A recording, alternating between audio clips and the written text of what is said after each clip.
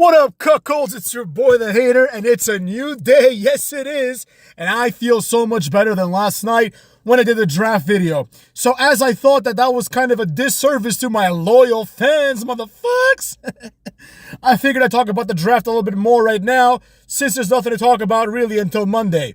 Now, the main takeaway from the draft video of last night was one thing, and that is that the draft was meaningless, right? It was rendered even more meaningless by the fact that they tried to make it a big deal. So it's like, if something is presented to you as normal, right, and it is mid, then you're like, oh, okay, well, at least I didn't get my hopes up, right? But if something is presented as otherworldly and it ends up being mid, you're like, wow, that sucked. You know what I mean? And you kind of have this other feeling in you. And that's the feeling that I had with the draft. Now, because we're right after WrestleMania still, right? Because we're in this post-WrestleMania, like, beginning of the season moment, the draft serves as the first relevant event after WrestleMania, right? So everyone's a little hyped up in this bitch. You know what I mean? But the draft really fisted all of us, right? Number one, okay? No champions, switching brands, right? I guess they're sticking with Cookie on SmackDown. Great. That's not going to help the ratings, but that's going to help your boy, because as I predict, the SmackDown ratings will go lower and lower and lower, especially once Raw moves into Netflix, right? It's a wrap. As far as I'm concerned, it's over. But also, I'd like to point out that SmackDown once again main event at WrestleMania, so that's kind of cool. But, you know, Raw is still the A show. Doesn't matter what anyone says. Another thing that added to this draft being complete shit is the fact that not a lot of people changed brands, right? One of my personal favorite drafts was the one where, like, I think you had it on Raw and SmackDown as well, but, like, it was basically 6 people just switched brands, right? And then, you know, like, they did some trades and shit like that to, you know, to switch over some jobbers, right? Just to have different jobbers on different shows. But there was 6, like, real wrestlers that switched brands, right? It's the one where like Christian went from Raw to SmackDown, where Cena went from SmackDown to Raw, where Batista went from Raw to SmackDown, like the one where it's like everyone that switched brands, like, got a push afterwards, right? Everyone that switched brands became, like, relevant or continued to remain relevant, right? It was a great draft because immediately the underpinnings of the draft were anyone that switches, because there's only 6 people switching, right? Anyone that switches is going to get a push, right? That was kind of the idea. Or whatever, right? Either that or they were going to be some sort of presence on the new show, because the show was built around that. The idea of the draft was the roster is going to stay largely the same, right? But despite that, some key players are going to change. And now, this gives us the opportunity to push some new talent at the expense of this other new talent that's coming from the draft. And at the same time, because you had more than 5 people that were good back then, the idea was like, oh, well, I haven't seen JBL versus Batista yet, right? Because they were on separate shows. Now they're on the same show. Let's see how that plays out, right? So that's pretty exciting too. Now, with this draft, none of that bullshit happened, right? None of it happened, right? Nobody, first of all, like, very few people switch shows. You know, so it's like, why? And that's fine. You know, like, if you want to keep the shows as they are, that's perfectly fine. Like, who am I to say that this person should switch shows or not? Like, I don't give a shit about the actual elements of the draft. But the idea is, if this is going to have some sort of impact in any capacity whatsoever, right? Why not just do it in the old format? Just be like, hey, 3 people are switching shows. It's these 3. And then people are like, oh, wow, that's going to be interesting, right? Now, the obvious reason for that is because if they did that, it would be like, here's the draft. Kiana James, Carmelo Hayes, and Sheamus are switching shows. And people will be like, what? I don't give a flying fuck. You could have just done that without a draft and not told anybody, and nobody would give a flying fuck, right? The other idea that I think, in my opinion, failed completely and that really makes the draft a colossal disaster is this drafting from NXT, right? Like, why would anyone draft from NXT? Why are you wasting your draft pick, right? So the idea of the draft is you can draft from anywhere. So why would you draft a jobber? Now I know what you're thinking. Hater, just because someone's in NXT doesn't mean they're a jobber. They could be an up-and-comer, and that's true. But why not just use your draft pick to take someone better from the other show and then just sign Kiana James, right? We just saw a few weeks ago how Braun Breaker was signed into SmackDown, right? He was signed by Magnus. It was a small level storyline where Magnus, whatever his name is, Nick Aldis, I should say, and Adam Pearce were like, they both wanted what's his face? Braun Breaker. So that's kind of interesting, right? Okay, fine. You want to do that. You want to take Braun Breaker, but you could just take him, right? There's no other barrier preventing you. You can just go to him and be like, hey man, do you want to come join SmackDown where you're going to be on TV and not wrestle in front of 200 people? And they're going to be like, yeah, I do. So you could have just done that with Kiana James. So that's kind of like a ball drop right there. The only way this would make sense is if Kiana James now gets like a massive push, right? Where it's like, all right, we gave her the spotlight. She's going to come in and she's going to beat like, Tiffany Stratton, like clean. And then she's going to beat like Charlotte when she comes back or something like that, right? Where it's going to give her a massive push. But even if that happens, like who cares? You could have just done that anyways. So that's a waste completely. Now, with that being said, the majority of the draft then hinges upon keeping your own wrestlers, right? Triple H said this in the opening speech of the first round, right? Him and Cucky Rhodes were over there. Triple H is like, it's just as much about protecting your stars as it is with taking others. Well, then why the fuck are we doing the draft if all everyone wants to do is protect their current roster, right? The implications are that each show is satisfied with their roster and they may want one or two picks. Like they may want Sheamus, Like, why do you have these war rooms? Everyone's just picking their own guys, right? And you have like Magnus over there being like, oh no, like, they drafted their own guy. Yeah, but you drafted your own guy. So it's like, what, you want to have everybody? It doesn't make any sense, cuck. So with all that being said, in my opinion, the draft was a colossal failure from that perspective as well. Now, the war room concept itself is fucking stupid, right? I understand that wrestling is not for the smartest of us, right? But some of us are smart and also watch wrestling. So the way that they're doing it is really, really dumb because in reality, you would have like a list, just like if you do your fantasy football draft, you have a list in your head, right? If you care about this kind of stuff, or, the draft app gives you a list of a ranking of the players, right? So you're like, oh, I wanted to get like, I don't know, Pat Mahomes as my quarterback, but someone else took him. So fuck it, I guess Joe Burrow it is, right? You get the next guy down there, or, you pick one of the next guys. So this idea that, and in wrestling is completely different because it's like, it's a roster of jobbers, so it's like, who gives a shit? But anyways, this idea that like someone picks up Jey Uso and then like SmackDown is like, fuck, they got Jey Uso. Okay, fine. That's a little bit understandable because it's like, okay, just like in fantasy football, when someone takes the guy that you want, you're like, fuck, like that was part of my plan, right? But then when, like this was Magnus, when SmackDown selected someone, it was their turn, right? Nobody can interfere. It was their turn. They take it, and then it shows Magnus like celebrating in the back, and everyone's high-fiving themselves. And it's like, what are you high-fiving yourselves for? Like, you knew you were going to get him, right? Like, the fact that they announced, oh, SmackDown now drafts Bianca Belair, everyone's like celebrating. It's like, she was the first draft pick. You could have picked literally anybody. What are you celebrating, right? Nothing could have stopped you from picking anyone you wanted. Cuckold. So with that being said, in my personal opinion, that all just falls completely apart, right? Then, another element of failure. The logic of the draft was backwards. Now, I understand that they have like preset rosters that they want to, keep or make, but the truth is, the logic of the draft didn't make any sense. You could still achieve what they achieved, but order it differently. Like, okay, Jey Uso is getting a push, but Jey Uso is a mid-carder, right? At the very, very best, he is the number one contender to one of the titles, right? So it does make sense a little bit, like logically, right? That Raw would want to draft Jey Uso, right? It makes sense because it's like their champion, Damian Priest, is going to wrestle Jey Uso in a few weeks. So what if Jey Uso wins?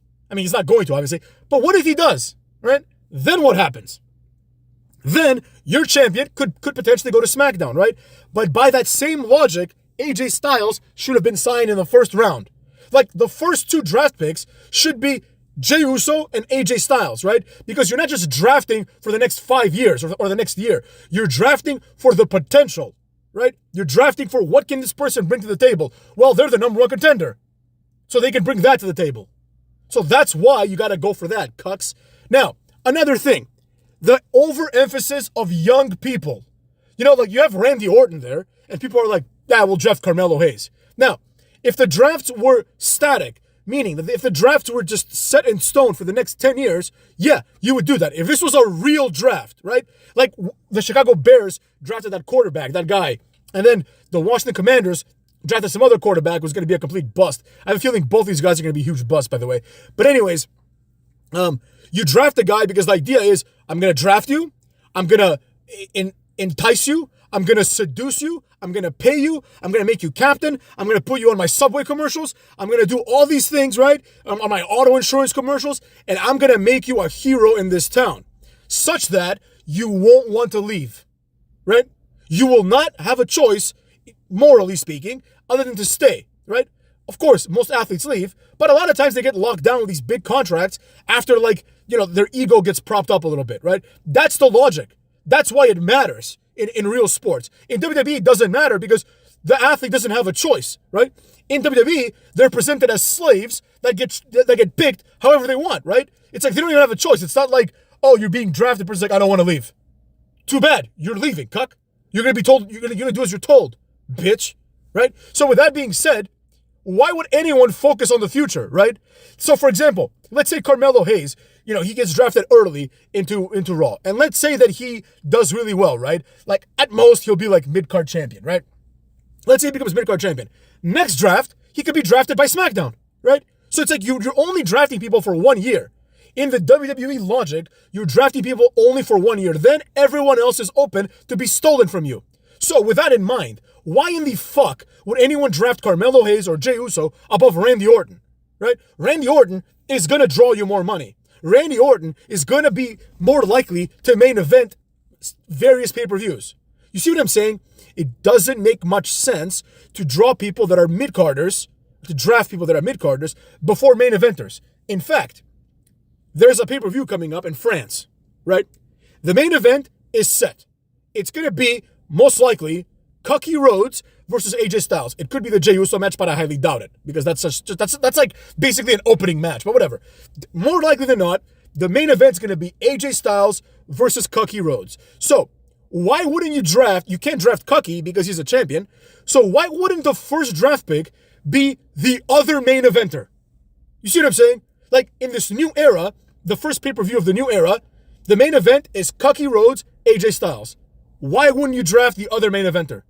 Why are you drafting someone that's not even going to be on the pay-per-view like Carmelo Hayes? Why are you drafting Andrade? Like, that's stupid. You know what I mean? Like, nobody gives a shit about Andrade. Carmelo Hayes, I do like him. I mean, for what he is. But, he's a mid-carder. I get it. Now is the time when people are going to start saying, oh, Carmelo has everything. This man's a god. This guy has Ashanti the Adonis written all over him. I know he's better than Ashanti in terms of, like, the booking, but that's it, right? Like, I've seen Ashanti the Adonis wrestle, and he's a pretty good wrestler, right? I put him in the same category as I put Cedric Alexander, Mustafa Ali, Drew Gulak, Anthony Nese, the 205 Live jobber category, right? They're all good wrestlers, like all of them, right? Literally all of them. Jack Gallagher, all those guys are pretty good wrestlers, right? But it doesn't matter because nobody gives a flying fuck. It's the same thing with Carmelo Hayes, right? The fact that he's so easily replaceable by his bodyguard, Trick Williams, tells you all you need to know. Right? There's nothing special about this guy, but they're gonna sign him first. Fine, be my guest. I hope he does well. I would like for the WWE to take one of these guys, right? And why not Carmelo? To take one of these guys, right, and push him because it's always the same shit.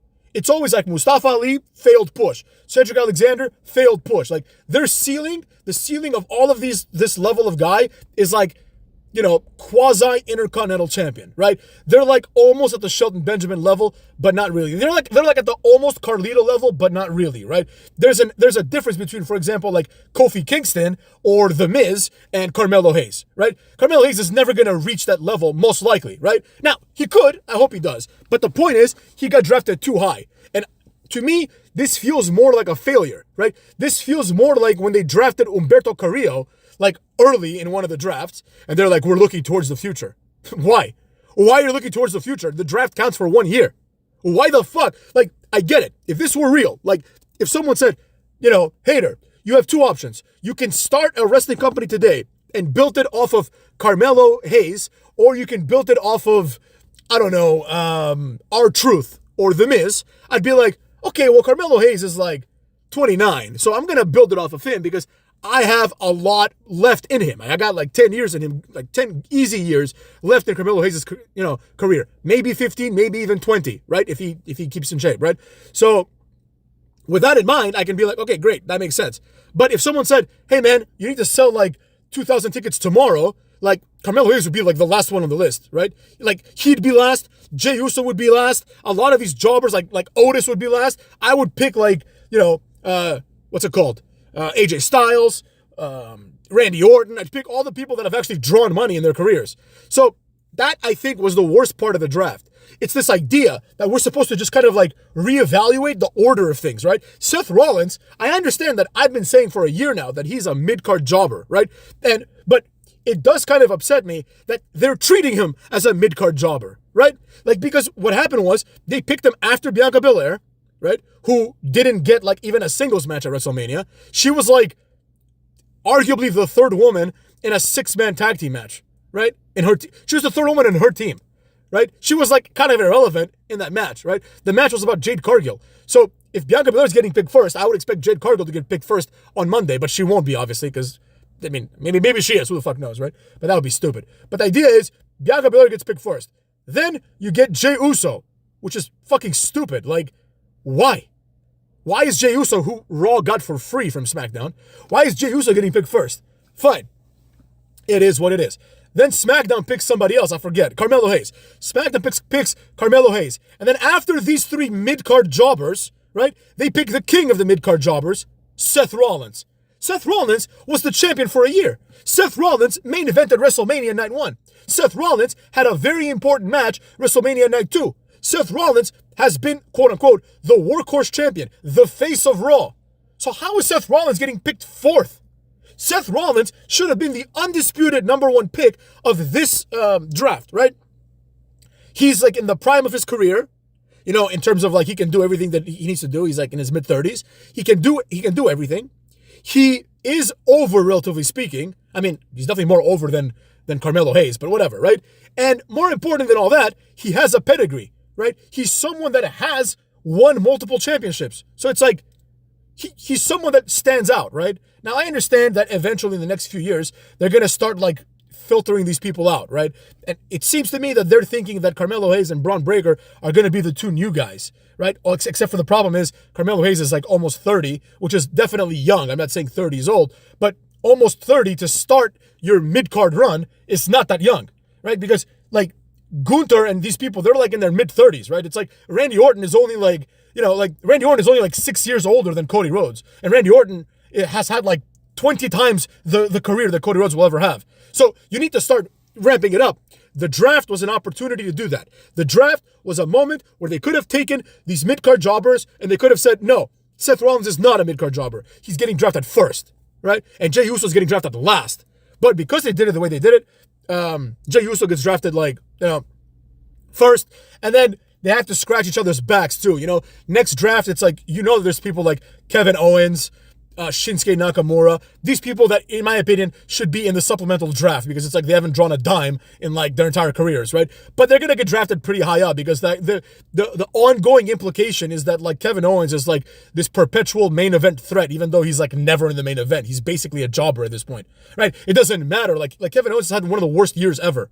You know what I mean? Like he had like 2 pretty good years, quote unquote, main eventing 2 WrestleManias. Everybody knows main event of night 1 don't count, Cucks. But despite that, Kevin Owens is gonna like have a complete downfall in his career because there's nothing left for him to do.